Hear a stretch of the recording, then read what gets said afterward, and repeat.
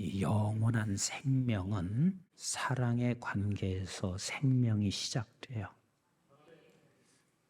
또 사랑의 관계에서 생명이 자라고 그 생명이 꽃이 피고 생명의 열매를 맺게 되어 있습니다. 제가 다시 말씀드릴게요.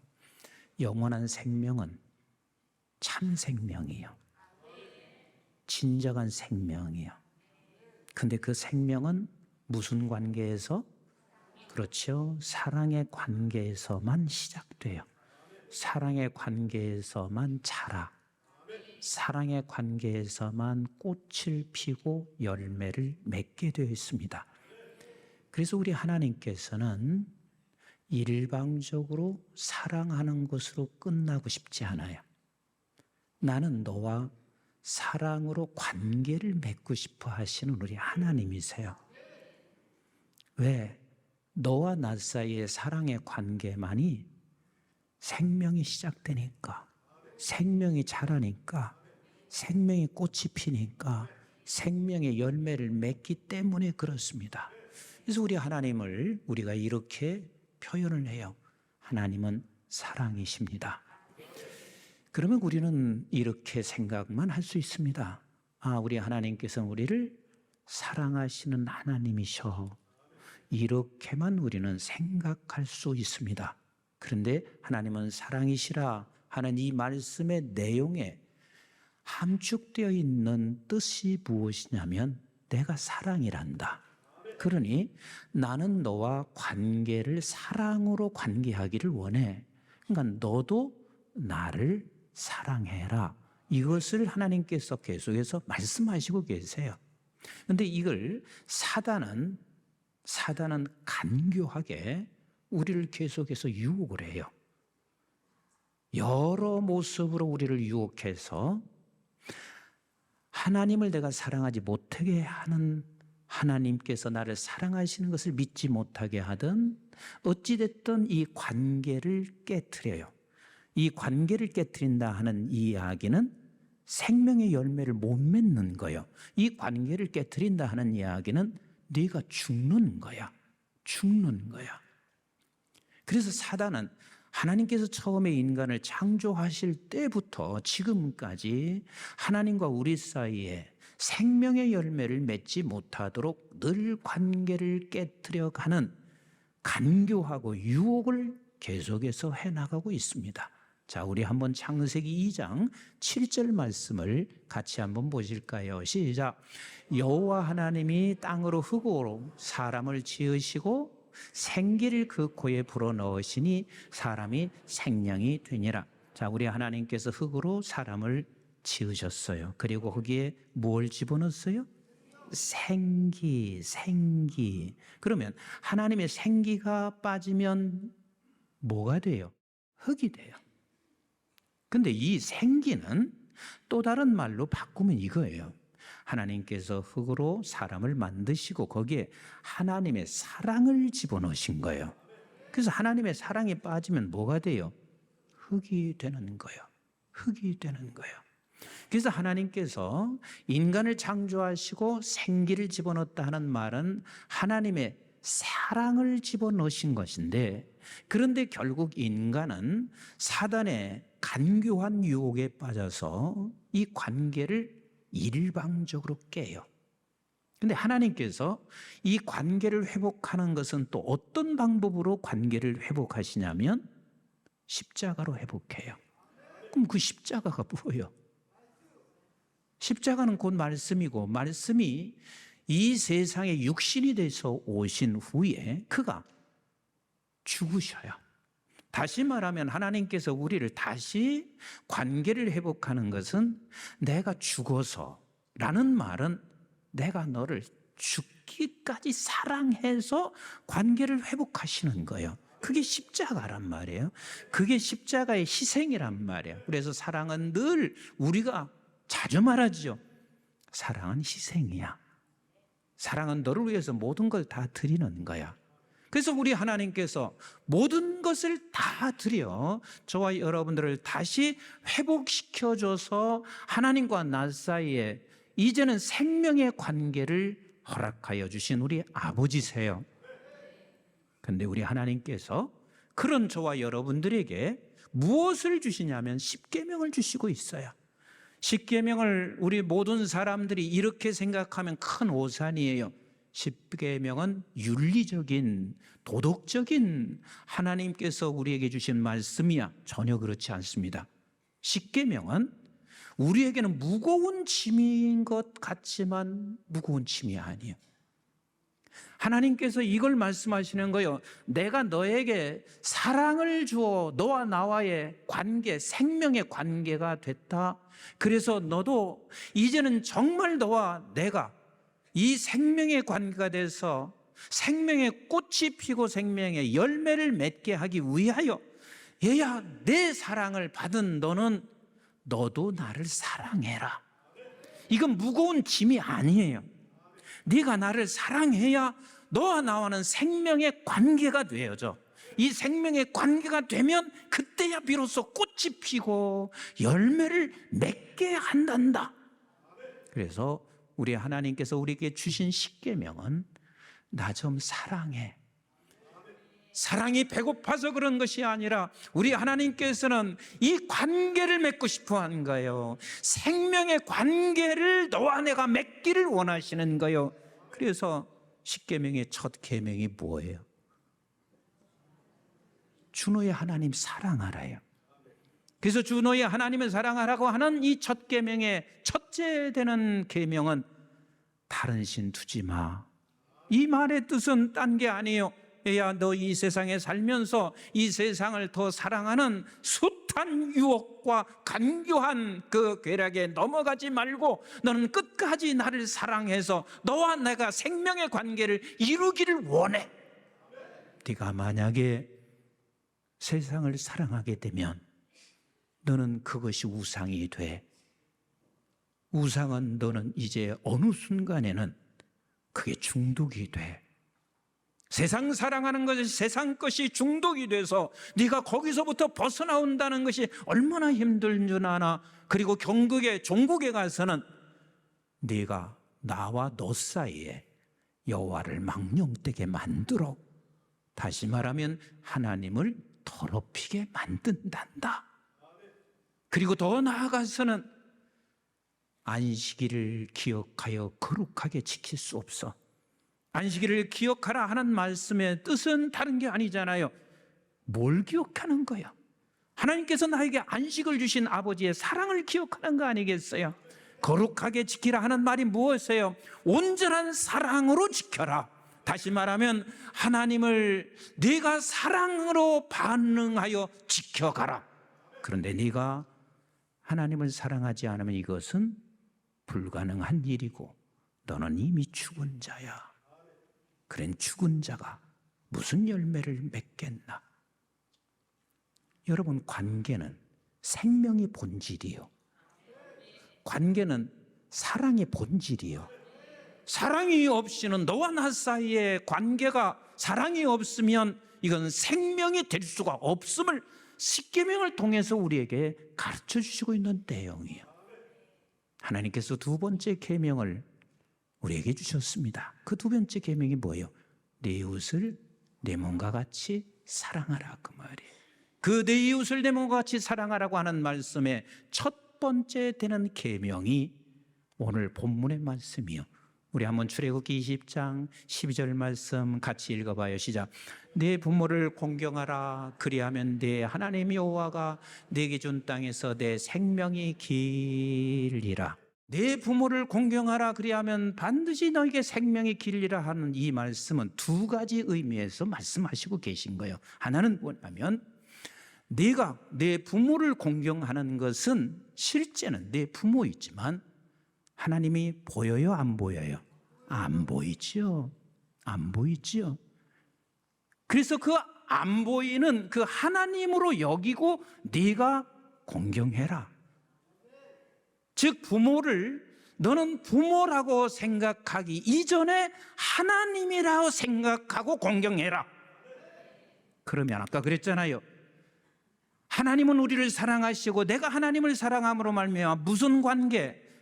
사랑의 관계, 그 사랑의 관계가 곧 뭐예요? 생명의 관계예요. 이 생명의 관계는 반드시 자라고 꽃 피고 열매 맺게 되어 있습니다. 그래서 내 부모를 공경하는데 부모라고 여기기 전 너는 하나님이라고 생각하고 공경해라 라는 말씀을 우리에게 주시고 있는 거예요. 성경 한번 보실래요? 마태복음 18장 5절로 6절 말씀을 같이 볼게요. 시작. 또 누구든지 내 이름으로 이런 어린 아이 하나를 영접하면 곧 나를 영접함이니 누구든지 나를 믿는 이 작은 자 중 하나를 실족하게 하면 차라리 연자 맷돌이 그 목에 달려서 깊은 바다에 빠뜨려지는 것이 나으니라. 작은 소자, 작은 어린아이 하나를 섬기는 것이 곧 누구를 섬기는 거? 하나님 섬기는 거, 하나님 섬기는 거, 하나님 사랑하는 거. 한 군데 더 이걸 보실까요? 마태복음 25장 40절 말씀을 같이 한번 봅니다. 시작.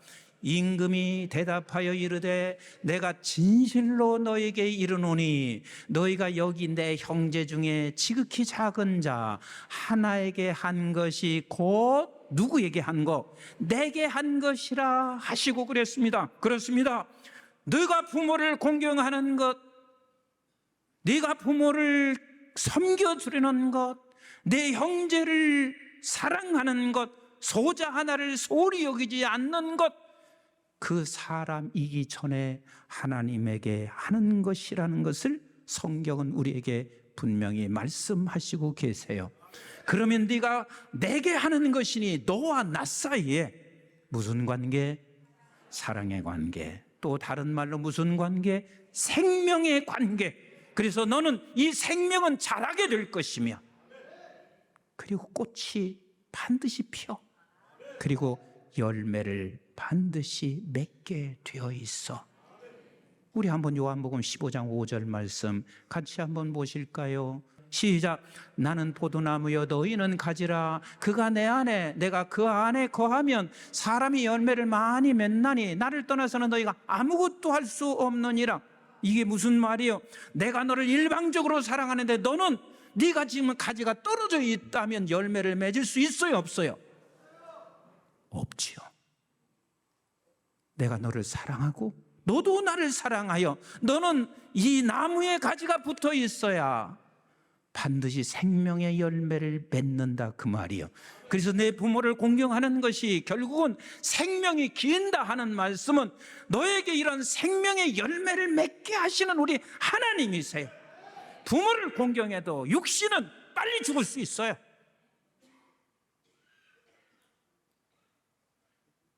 그리고 솔직히 말해서 더 오래 살고 싶지도 않아요.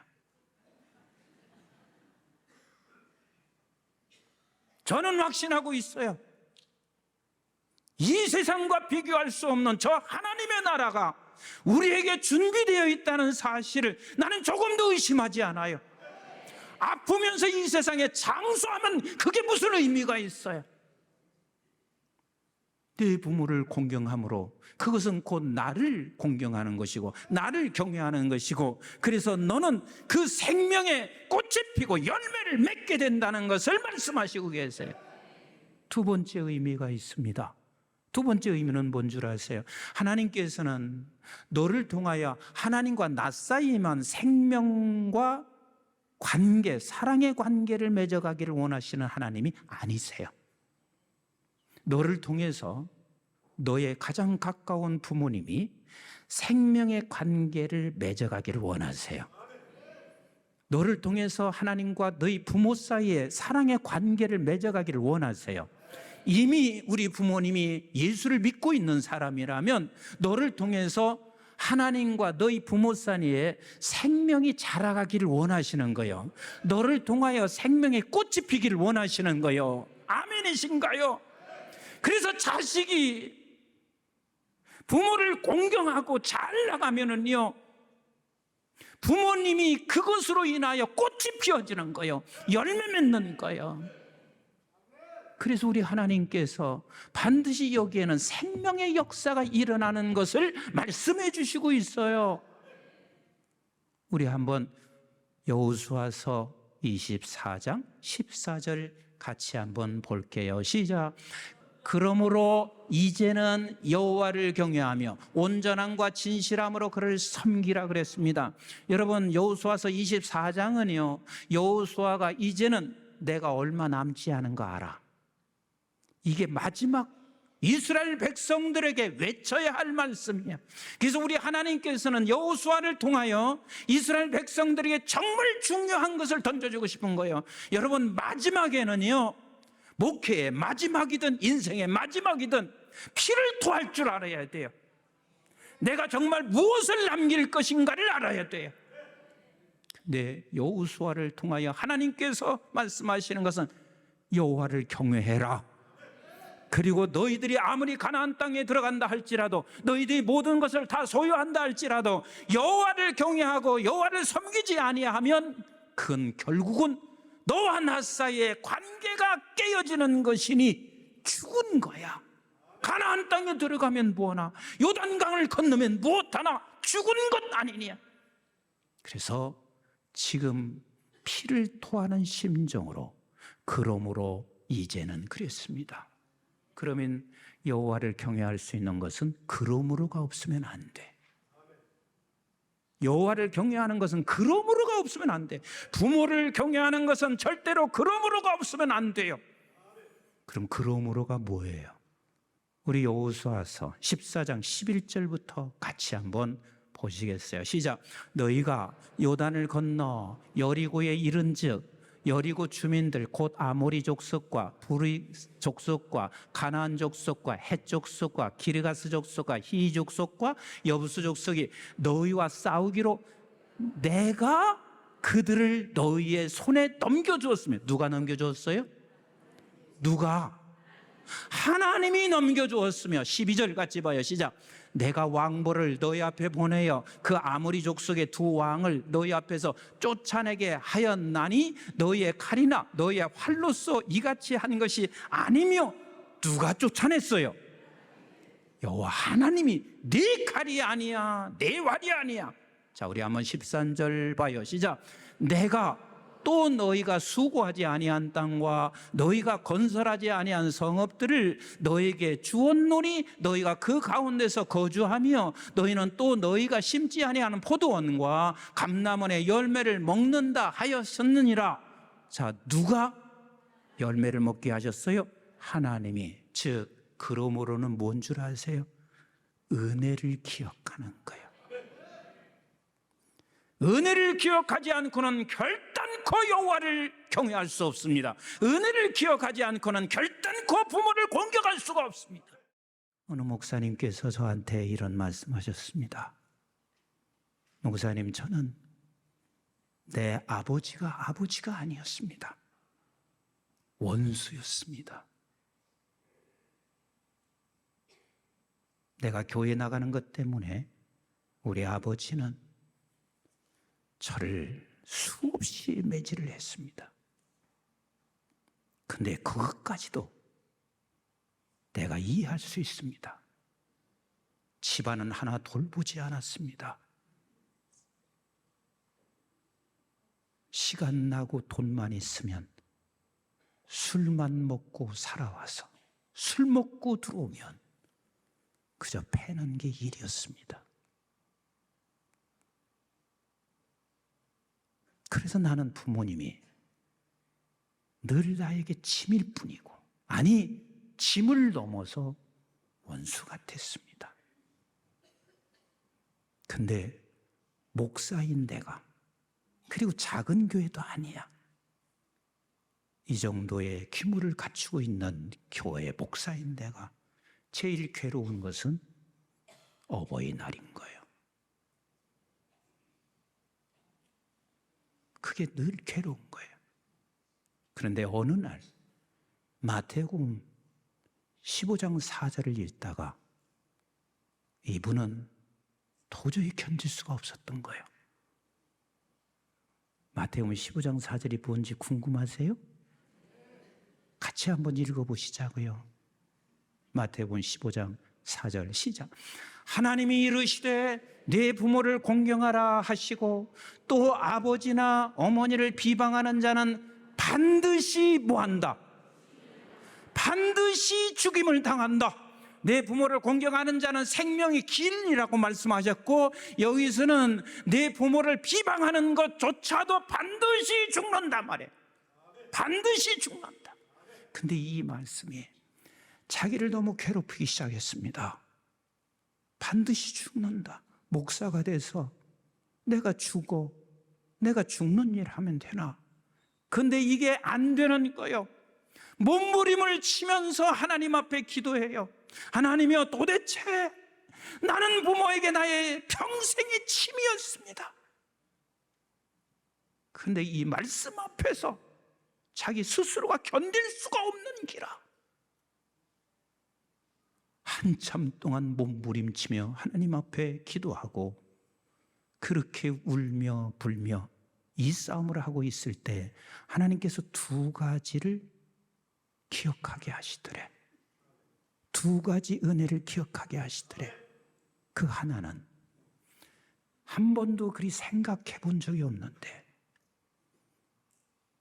사랑하는 내 아들아, 너를 낳아준 것 하나만으로도 은혜가 아닌가?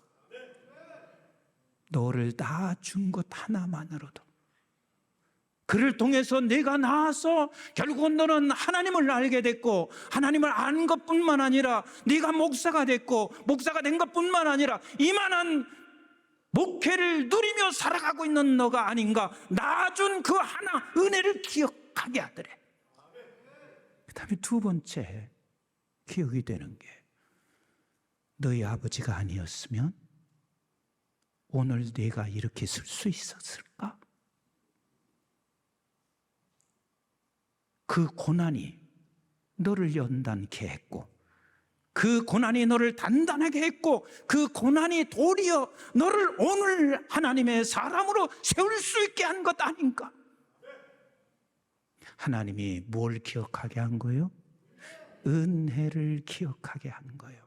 은혜를 기억하지 아니하면 절대로 우리는 하나님과 나 사이에 생명의 관계를 유지하기도 어렵고, 내가 저 사람과 나 사이의 관계에서 은혜를 기억하여 서로 사랑하면 하나님께서 그와 관계를, 생명의 관계를 만들어 가시는 우리 하나님이십니다. 사랑하는 성도 여러분, 관계는 생명의 본질이요, 관계는 사랑의 본질입니다. 은혜를 기억하셔서 우리 부모가 나에게 해준 것이 뭐가 있나 그리 생각하시면 평생 우리는 우리 부모님의 하나님과 그 사이의 생명의 관계를 이어갈 수도 없고 자라게 갈 수도 없고 꽃도 필 수가 없습니다. 우리 모두가 다 너와 나와의 관계에서 은혜를 기억하여 생명이 시작되게 하고, 생명이 자라가게 하고, 생명이 꽃피게 하고, 생명의 열매를 맺는 일이 여러분들의 가정에서부터, 그리고 우리의 삶의 현장에서부터 그리 역사되기를 주님의 이름으로 축원합니다.